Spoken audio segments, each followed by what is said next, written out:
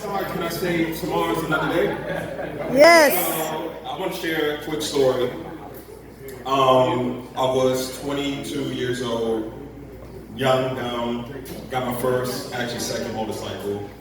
I was that person you saw going 155 on the highway, and in your mind you're like, why is this guy doing this? So, as a result, I remember going to sleep, and it felt like I just woke up just a few hours later, and I saw my mom's beautiful face coming towards me, and she was smiling, so in my head I thought, oh, I must have had another accident, no big deal, probably a broken foot or something like that. The nurse started talking to me. She said she wanted to go over my injury. She said you broke all your fingers, both of your hands, both of your arms, one of your shoulders, most of your ribs, your pelvis, and before she could finish, I blanked out.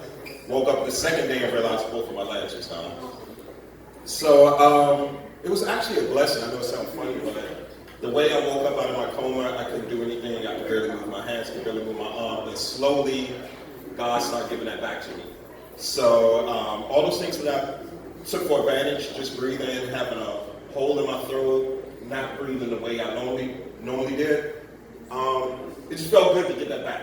So I have more respect. So through all this, I have a poem that I dedicated to my mom.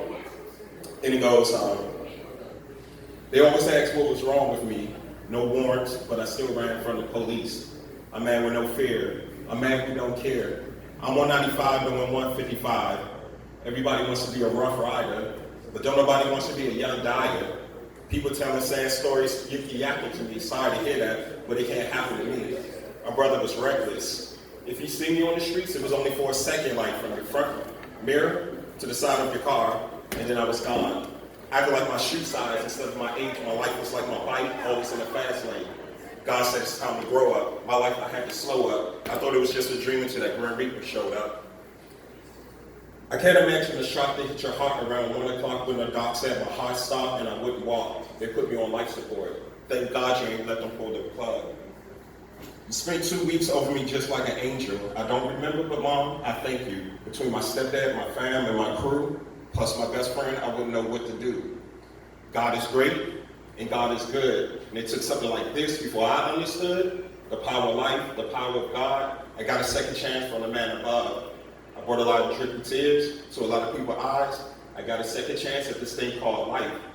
I'm walking again, not running, but I'm getting there. I'd like to thank my mom, my dad, and my best friend. Thank God.